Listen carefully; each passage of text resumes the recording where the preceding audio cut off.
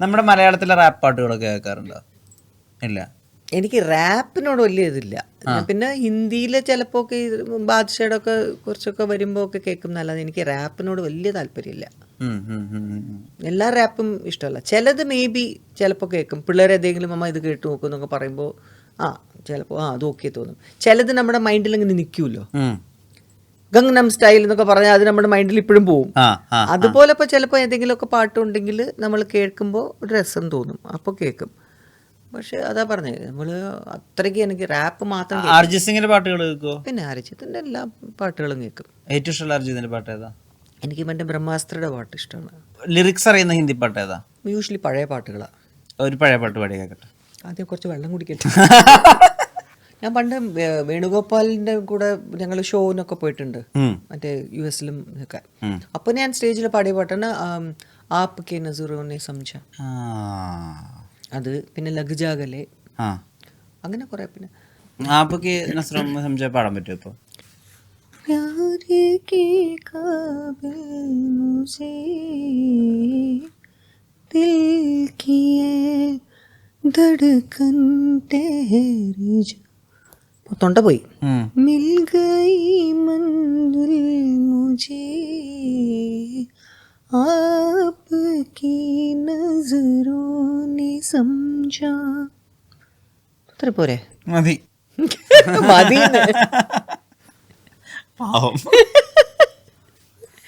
लग जा गले के फिर ये हंसी रात हो न हो,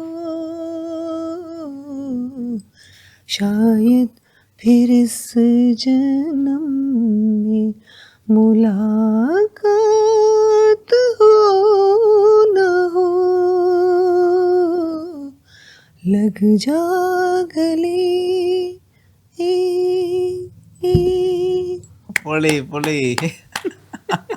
ഇത്ര റൊമാൻറ്റിക് ആയിട്ടുള്ള ഒരാളെ ഒരു പോയിന്റ് കഴിയുമ്പോൾ നമുക്ക് ലൈഫിൽ ഒരു കമ്പാനിയൻഷിപ്പ് വേണ്ടി വരില്ലേ? ആണോ? യെസ്. മക്കളൊക്കെ പോവല്ലേ? ഇപ്പോഴും അവര് കല്യാണം കഴിച്ചിട്ടില്ല, അതുകൊണ്ട് വെൽ അത് നമ്മുടെ ലൈഫ്, ഞാൻ പറഞ്ഞില്ലേ ഒരിക്കലും ഒന്നും ചിന്തിക്കാറില്ല. So we never know. നമ്മുടെ ലൈഫിന്റെ ഒരു മൂവ്സിൽ എങ്ങനെയാണ് വരുന്നത് നമുക്ക് അറിയാൻ പറ്റില്ല. ഞാനായിട്ട് അങ്ങോട്ടൊന്നും ചിന്തിക്കില്ല. റൊമാൻറ്റിക് ആണ്, ഇല്ലാതെ ഞാൻ പറയുന്നില്ല. എനിക്ക് ഇന്നും എൻ്റെ മനസ്സിൽ ഒരുപാട് സ്നേഹമുണ്ട്. എനിക്ക് ഒരുപാട് മിസ് ചെയ്യുന്ന കാര്യം ഞാൻ പറഞ്ഞില്ല, എൻ്റെ ലൈഫിൻ്റെ 2 പാർട്ട്നേഴ്സും എനിക്ക് ശരിയായില്ല. അപ്പം ഞാൻ മേ ബി എനിക്ക് ഫീൽ ചെയ്യും അത് എത്രയോ എനിക്ക് ഡെസ്റ്റിൻ്റെ ഉള്ളൂ ആയിരിക്കും. മേ ബി ഈ ലൈഫിൽ എനിക്ക് ഇല്ലായിരിക്കും, പറയാൻ പറ്റില്ല. കാരണം അതുകൊണ്ട് നോക്കാം. ഞാൻ പറയുന്നത് ഭയങ്കര റൊമാൻറ്റിക് ആയിട്ടുള്ള രീതിയിലൊന്നും അല്ല കേട്ടോ. മനസ്സിലായി, കമ്പാനിയൻ തീർച്ചയായിട്ടും മിസ് ചെയ്യുന്നു. ഞാൻ ഫ്രാങ്ക് ആയിട്ട് തന്നെയാണ് പറയുന്നത്, തീർച്ചയായിട്ടും നമ്മൾ മിസ് ചെയ്യുന്ന ഒരു സംഭവം തന്നെയാണ്. Because you see people around you, friends തന്നെ, അവരും എല്ലാവരും ട്രാവൽ ചെയ്യുമ്പോൾ എല്ലാവർക്കും ഒരുമിച്ച് പോകുമ്പോൾ കപ്പിളാണ്, ഞാൻ മാത്രം ഇങ്ങനെ പറ്റിക്കുന്നു. അതൊക്കെ എനിക്കും വിഷമമുണ്ടില്ല ഞാൻ പറയുന്നില്ല. But that's how life is. നമുക്ക് പറയാൻ പറ്റില്ല. ഞാൻ പറഞ്ഞില്ലേ, ഒന്നും ഞാൻ പ്ലാൻ ഒന്നും ചെയ്യുന്നില്ല. ലൈഫിൻ്റെ മൂവ്മെൻറ്റിൽ അങ്ങനെ ആരെങ്കിലും ലൈഫിൽ അവർ എന്നൊക്കെ പറഞ്ഞു പോലും ആർക്കറിയാം. ഇനിയിപ്പോൾ ഞാൻ ഇത് പറഞ്ഞത് കോൺട്രവേഴ്സി ആകുന്നത്. ശാന്തി കൃഷ്ണ പറഞ്ഞു ഒരു കമ്പാനിയൻ എന്നൊക്കെ പറഞ്ഞു, അതൊന്നും പറഞ്ഞേക്കരുത്. ഞാൻ ചുമ്മാ തമാശ പറഞ്ഞു. നമുക്ക് ഇപ്പം as it is nobody, so don't think like that at all. ഇപ്പം I am very happy in what I am today. എനിക്ക് എൻ്റെ മക്കളാണ് എൻ്റെ എല്ലാം. എനിക്ക് തീർച്ചയായിട്ടും എൻ്റെ മൈൻഡിൽ എന്താ പറയുക, ഡാൻസ് ഇപ്പം വീണ്ടും ഒരു ക്ലാസ് തുടങ്ങാനാണ് എനിക്ക് ആഗ്രഹം. വീണ്ടും ഡാൻസ് പ്രോഗ്രാംസ് ചെയ്യാനാണ് എനിക്ക് ആഗ്രഹം.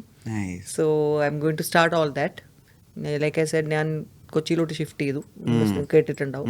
സോ ഒരു മൊത്തത്തിലൊരു കൾച്ചർ സംഭവം എൻ്റെ മൈൻഡെല്ലാം അതിലേക്ക് ഞാൻ ഫോക്കസ് ചെയ്യാൻ പോവാം.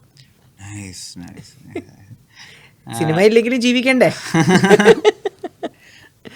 എന്താ ഹാപ്പിനെസ്സിന് വേണ്ടി ചെയ്യുന്ന, മനസമാധാനം കിട്ടാൻ എന്താ ചെയ്യുന്നത്? മെയിനായിട്ട് പാട്ട് കേൾക്കും എപ്പോഴും.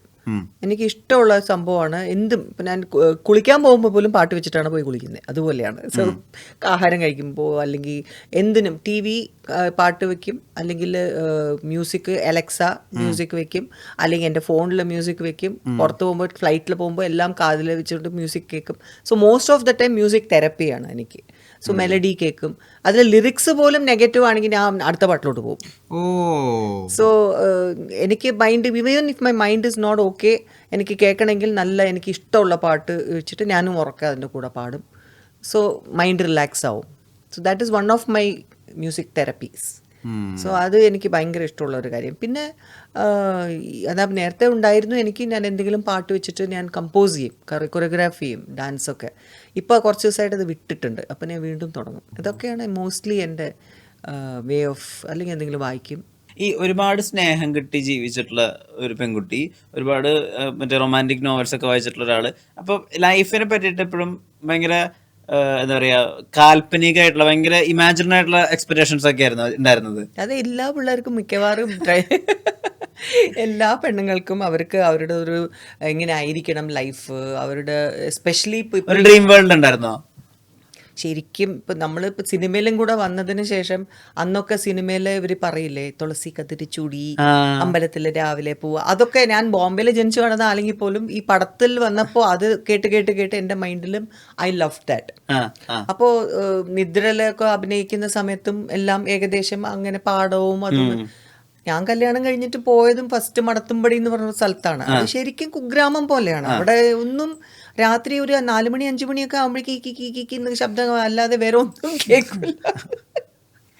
But I was like A person, ഞാൻ എന്തിനും ഞാൻ പെട്ടെന്നാണ് ഞാൻ അഡാപ്റ്റ് ആവുന്നത്. അപ്പോൾ ഞാൻ അതാ പറഞ്ഞത്, ബോംബെയിൽ ജനിച്ച് വളർന്ന് അവിടെ കറാപൊറ എന്ന് പറഞ്ഞ് എപ്പോഴും ശബ്ദം കേട്ടോണ്ടിരിക്കുന്ന ഒരാൾ പെട്ടെന്നാണ് സൈലൻസിലോട്ട് പോയത്. പക്ഷെ ഐ വാസ് ഹാപ്പി. കാരണം എനിക്ക് ഇഷ്ടമായിരുന്നു. രാവിലെ ആകുമ്പോൾ അമ്മായിയമ്മയുടെ കൂടെയും നാത്തൂൻ്റെ കൂടെയും കുളിച്ച് തുളസിയൊക്കെ ചൂടി നടന്ന് ഇങ്ങനെ അമ്പലത്തിൽ പോവുക, അവിടെ തൊഴുതിട്ട് തിരിച്ച് വരുമ്പോൾ പ്രസാദം, പിന്നെ അവിടെ പാടത്ത് പിന്നെ പോയി കപ്പയ്ക്കൊക്കെ കൊണ്ടുവരും, അതൊക്കെ ഇവർ അരിയുന്ന രീതി കാണുക. അത് കഴിഞ്ഞ് പിന്നെ അടുപ്പ് ഊതൽ. ഇപ്പം നമ്മൾ ഈ ഷോർട്ടൊക്കെ ഇടയ്ക്ക് എടുക്കുമ്പോൾ ചിലവർ ഞാൻ ചെയ്യുമ്പോൾ അവർ ചോദിക്കും, ഹൈ ഇങ്ങനെ അറിയാം, ഇതൊക്കെ ഞാൻ ചെയ്തിട്ടുണ്ട്. സോ അതുപോലെ അടുപ്പ് കത്തിക്കുന്ന ഒരു ശാന്തികൃഷ്ണയോ ഇങ്ങനെ ഊതി ഇങ്ങനെ കണ്ണൊക്കെ തുടച്ച്, അതൊക്കെ നമുക്ക് ആക്ടിങ് ഒക്കെ നാച്ചുറലായിട്ട് എങ്ങനെ വരുന്നു എന്ന് ഇതൊക്കെ ഞാനും ചെയ്തിട്ടുണ്ട്.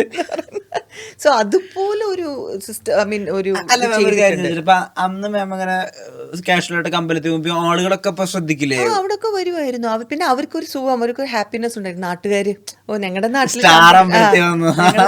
ഞങ്ങൾ ആ പടം കണ്ടിട്ടുണ്ട്, ഈ പടം കണ്ടിട്ടുണ്ട്, അപ്പോ ഇത് ഞങ്ങളുടെ കഥ, അതൊക്കെ ആയിരുന്നു. 84 ഞാൻ കല്യാണം കഴിച്ചത്.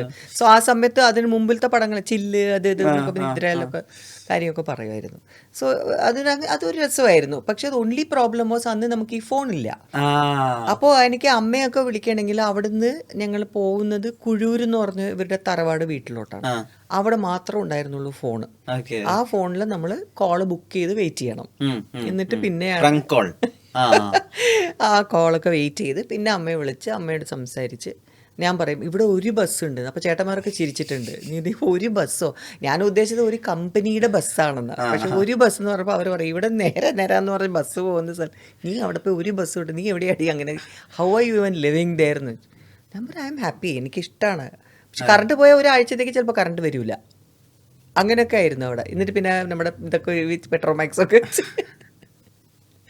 ഇതുപോലെ ശാന്തികൃഷ്ണൻ ജീവിച്ചിട്ടുണ്ടോ എന്ന് ആലോചിക്കുമായിരിക്കും. അതുപോലെ ദീപം അതുപോലെയൊക്കെ ആയിരുന്നു നമ്മൾ. ദീപം കണ്ടിട്ടില്ലേ പടങ്ങളിൽ? അതുപോലെ. അപ്പോൾ നാച്ചുറലി കാൽപ്പനികം പറയാൻ പറ്റില്ല. I have lived through that. ഇപ്പൊ നമ്മളിപ്പോ ഇതുപോലത്തെ ഒക്കെ ഞാൻ ഇങ്ങനെ ചിന്തിച്ചില്ലായിരുന്നു. Like I want to be കുഗ്രാമത്തിൽ പോയി ഇങ്ങനെ ജീവിക്കണം എന്നല്ലായിരുന്നു. പടങ്ങളിലൊക്കെ നമ്മൾ അതുപോലത്തെ സീൻസ് ഒക്കെ അഭിനയിക്കുമ്പോൾ ഇറ്റ് വാസ് ഇൻട്രസ്റ്റിംഗ്. പക്ഷെ എൻ്റെ ജീവിതത്തിൽ അങ്ങനെ ഉണ്ടാവും ഞാൻ വിചാരിച്ചില്ല. But I love that.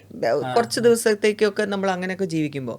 പിന്നെ നമ്മുടെ സുരേഷ് കുമാറൊക്കെയാണ് ശ്രീനാഥിനെ വിളിച്ചിട്ട് പറയായിരുന്നു, അവിടെ ഒക്കെ നിന്ന് കഴിഞ്ഞാൽ മനുഷ്യനെ വിളിക്കണമെങ്കിൽ പോലും ഒരു വിധത്തിലും നിന്നെ കിട്ടില്ല, അതുകൊണ്ട് മര്യാദയ്ക്ക് ഇനി ട്രിവാൻഡ്രത്തോ എവിടെയെങ്കിലും വന്നിങ്ങനെ താമസിക്കുമെന്ന് പറഞ്ഞു. പിന്നെ ഞങ്ങൾ ട്രിവാൻഡ്രത്തോട്ട് വന്നു. അങ്ങനെയാണ് പിന്നെ ട്രിവാൻഡ്രത്തൊക്കെ ഷിഫ്റ്റ് ചെയ്തത്. കാരണം എന്തെങ്കിലും ഞാൻ പടം അപ്പോൾ വിട്ടു.